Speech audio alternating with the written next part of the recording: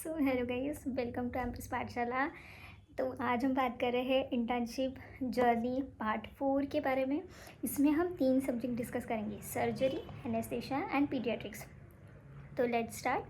तो सर्जरी में वही यूनिट्स का डिवीजन होगा, unit 1, unit 2, unit 3। Eight day भी सेम रहेंगे, संडे का भी वैसे ही है जैसे मेडिसिन में मैंने आपको बताया था। यहाँ पे चीज़ें बदल जाती है। तो यहाँ पे आपको सीख सकते देखो, वार्ड है, वार्ड की चीज़ें सेम रहेगी। सैम्पलिंग करनी है या फिर ईसीजी निकालना है, फोलेज इंसर्शन है, जो सारी चीज़ें हैं वो सारी सेम रहेंगी। यहाँ पे आती है सूचरिंग, जो सबसे इम्पोर्टेंट है। मतलब जब भी हम पहली सूचरिंग करते हैं ना, तो हमें बहुत ही अच्छा लगता है। अगर आपको सर्जरी में इंटरेस्ट है, लाइक गर्ल्स को अगर ओबीजीवाईन में इंटरेस्ट है, तो वो मज़े से कर लेते हैं ये सारी चीज़ें।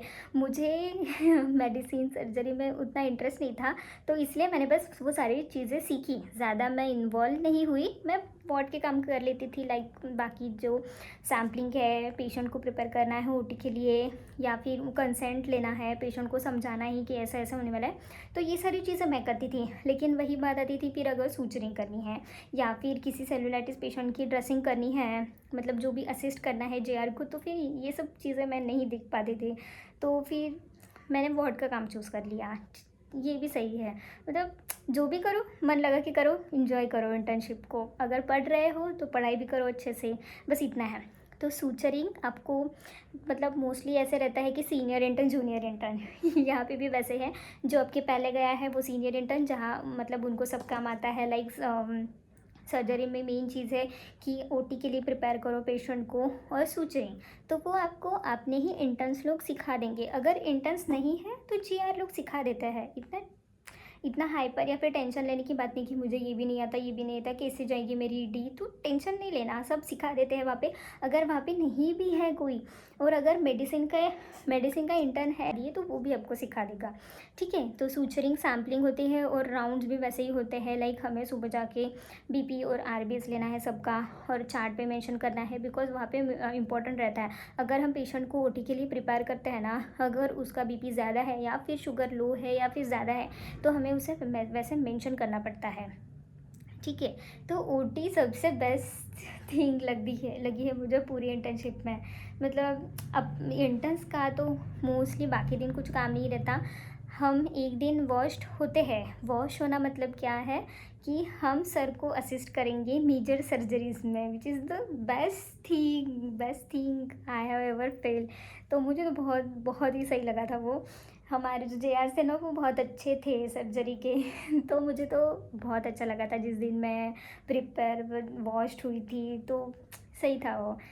तो ओटी के लिए प्रिपेयर मतलब जब भी हमारा डे रहता है, उसके पहले जो डे रहता है उसे हम ओटी डे कहते हैं। तो पेशेंट को प्रिपेयर करने से लेके पेशेंट को ट्रांसफ़र करना है ओटी में, फिर वापस लेके जाना है, अगर ब्लड लगाना है या फिर यूरिन आउटपुट मेंशन करना है प्रॉपर चार्ट में, ये सब काम हम करते हैं, इंटर्न्स करते हैं। देन बस इतनी सारी चीज़ें हैं सर्जरी में, मोस्ट ऑफ द मैंने बता दी है आपको। फिर आता है एनेस्थीसिया भी मुझे बहुत ज़्यादा पसंद आई थी। वहाँ पे मोस्टली रहता है कि जो भी 2 वीक्स की पोस्टिंग रहेगी हमारी, तो 2 से 3 बार हमारी ईडी रहती है, लाइक 8 to 8। बाकी दिन नॉर्मल टाइम 8 to 2। तो मेजर मतलब मोस्ट ऑफ द टाइम आपको मिलता है पढ़ाई करने के लिए, आप पढ़ाई कर सकते हो। बस 3-4 दिन में एक बार आपकी ईडी आएगी, लाइक 8 to 8। वहाँ पे आप थोड़ा सा थक जाओगे, बिकॉज दिन भर खड़ा रहना है, तो थोड़ा थक जाते हैं अपन। ठीक है। तो वही अपन असिस्ट करेंगे। अगर और हर एक इंटर्न को एक चांस मिलता है स्पाइनल एनेस्थीसिया देने का। मैंने भी दिया था, मुझे तो बहुत खुशी हुई थी, बहुत ही अच्छा लगा था। तब से मुझे एनेस्थीसिया बहुत पसंद है। पर वो इमरजेंसी ड्यूटी है, इसलिए मैंने अब तक सोचा नहीं कि मुझे पीजी में क्या चाहिए। बट हाँ, एक ऑप्शन एनेस्थीसिया रहेगा हमेशा। ठीक है। सॉफ्ट कॉर्नर है, जब से मैंने वो स्पाइनल एनेस्थीसिया दिया है, मतलब दिया है, असिस्ट किया है जो भी, तब से मुझे बहुत अच्छा लगा था। ठीक है। एनेस्थीसिया में इतनी सारी चीज़ें नहीं है, वही वही है। लाइक अगर इंट्राकैथ नहीं है, अगर वेन दिख रही है, तो अपन लगा सकते हैं।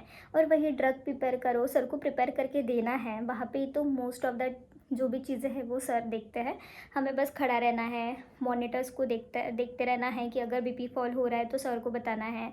ईसीजी में चेंजेस आए हैं, ईसीजी लीड्स लगानी है, चेंजेस आए हैं तो सर को बताना है। भाई मॉनिटरिंग, पेशेंट मॉनिटरिंग का काम है। ओके, देन आता है paediatrics. So paediatrics once again my favourite subject. अगर आपकी दिन भर भी ड्यूटी रहती है, मोस्ट ऑफ द टाइम ना पीडियाट्रिक्स कैसे 12 आवर्स का रहता है। मेरे पहले 15 दिन एनआईसीयू में ड्यूटी थी, नेक्स्ट 15 डेज वार्ड में ड्यूटी थी।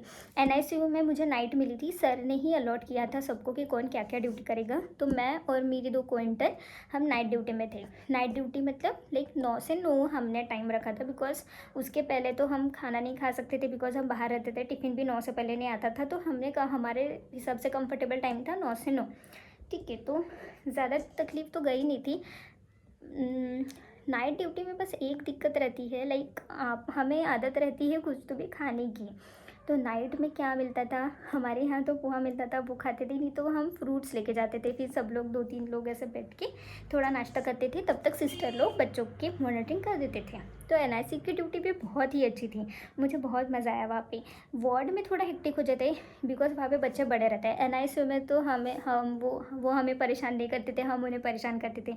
लाइक इंट्राकैथ लगाना, उनकी सैम्पलिंग करना, अगर न्यू एडमिशन है तो फिर उनकी फीडिंग को चेक करना, फिर उनके वाइटल्स चेक करना। लाइक हम ही परेशान करते थे उनको, वो तो चुपचाप सोए रहते थे या फिर रोते थे। मेन चीज़ आती थी ना वार्ड में वार्ड में बच्चे हमें परेशान करते थे, बिकॉज वो बड़े बच्चे थे। मेन चीज़ वहाँ पे है थैलेसीमिया के बच्चे, थैलेसीमिया एंड सिकल सेल के बच्चे तो बाप रे, मतलब वो तो फैमिलियर हो जाते हैं आपको 15 दिन में। फिर इतना कंफर्टेबल हो जाती है कि आप उनके बोलते हैं, आप उनके साथ मस्ती करने लग जाते हो। पीडियाट्रिक्स बहुत अच्छा है मुझे। एक्चुअली मैंने आपको बताया ही है, एनेस्थीसिया वो एक है और paediatrics this is the second one. बस लाइफ थोड़ी हेक्टिक है स्टार्टिंग के डेज़ में एज अ JR शिप में, but it's all worth it. जब हम देखते हैं बच्चों को स्माइल करते हुए डिस्चार्ज करते हैं, तब हमें बहुत अच्छा लगता था। तो मैंने तो बताई है, वार्ड में वही है सैम्पलिंग, मॉनिटरिंग एंड वार्ड्स की ड्यूटी। मेन चीज़ यहाँ पे आते हैं डोज कैलकुलेशन। तो मोस्ट ऑफ द जो छोटे मोटे हैं, PCM, सिट्रिजिन ऑन्डॉन या फिर ORS पाउडर कैसे देना है, वो सारी छोटी मोटी चीज़ें जो है हमें सिखा देते थे। और जो हमें समझ नहीं आता था वो हम उनसे पूछ लेते थे, बेसिक सी चीज़ें। फिर वहाँ पे रहते हैं ब्लड ट्रांसफ्यूजन के लिए बच्चे जाते हैं, थैलेसीमिया के एंड सिकल सेल के। तो ऑलमोस्ट थैलेसीमिया के तो ऐसे है कि हर 15 दिन में 1 से 2 बार जैसे भी हीमोग्लोबिन उनका कम हो जाता है।